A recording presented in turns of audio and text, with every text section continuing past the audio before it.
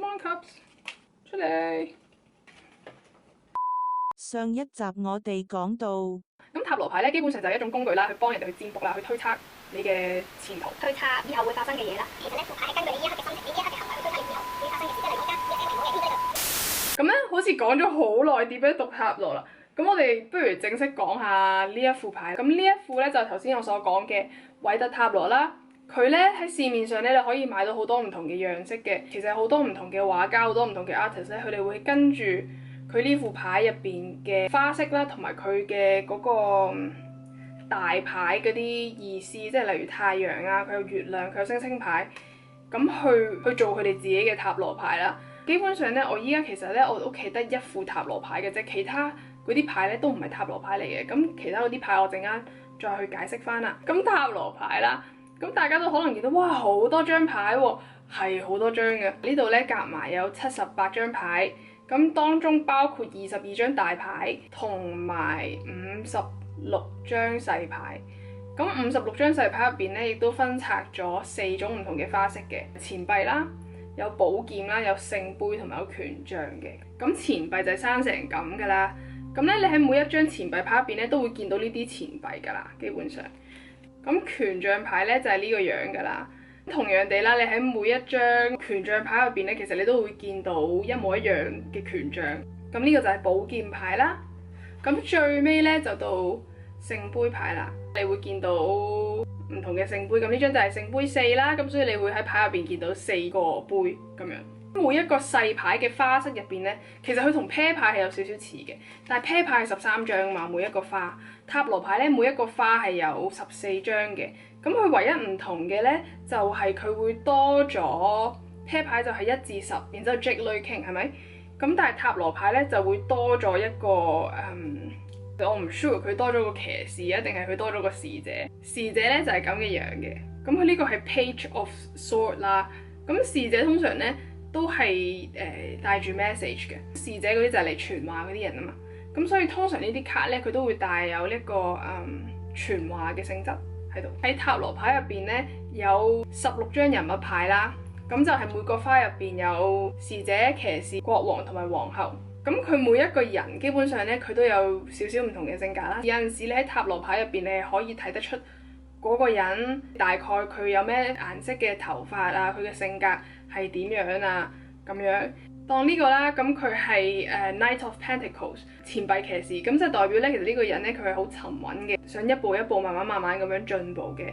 咁有陣時皇后牌咧，每個皇后嘅性格都唔同嘅。你抽到呢張咧，就會可能係關於一個女人，都唔一定係女人嘅。可能你抽到呢張牌就代表 OK 牽涉到嘅嗰個人有一個咁樣嘅 quality 咁樣嘅啫。咁咧最尾咧就俾大家睇下皇帝牌啦。咁呢張就係其中一張皇帝牌，權杖國王。我之後可能會再開多一段片啦，詳細咁樣講可能每個人物大概係乜嘢意思啊咁樣嘅。咁我講完啲細牌啦，咁我講下啲大牌啦。你抽到好多張大牌喎，咁嘅意思就係基本上大牌咧係牽涉到一啲大嘅轉變，一啲大嘅事情。咁例如呢一張牌，佢呢個叫做 The Wheels of Fortune 命運之輪。咁佢啲名咧其實全部都會比較特別少少嘅，有2張牌會比較容易混淆嘅。佢有一張係 The Empress，同埋另外一張係 The Empire。The Empire 咧就係呢一張皇帝牌。咁至於呢一張咧就係皇后牌啦，The Empress。咁咧呢一張同埋頭先我所講皇帝牌咧，呢2張係比較容易俾人混淆。佢細牌同埋佢大牌嘅嗰個樣式咧，其實係有少少似，所以咧係好容易俾人混淆嘅。嗱，俾大家睇下啦，呢2張啦，咁你見到佢都係一個女人坐喺度啦。咁呢個係 Queen of Cups。咁佢呢個就係聖杯皇后啦，但係呢張純粹係皇后牌啫。聖杯皇后咧，其實佢係屬於細牌入邊嘅其中一張嚟噶嘛。但係你見到其實咧，大家嘅樣式係好相似嘅，除咗細卡嗰度佢係上面冇數字，呢張就有數字啦，大卡咁樣。咁咧唔係張細卡都冇數字嘅喎，但係冇數字嘅細卡咧，得人物牌係冇數字嘅啫。1至10嘅細卡係會有數字喺上面嘅。然後我發現我講錯嘢 Ace card 都係冇數字嘅，得2到10先有數字。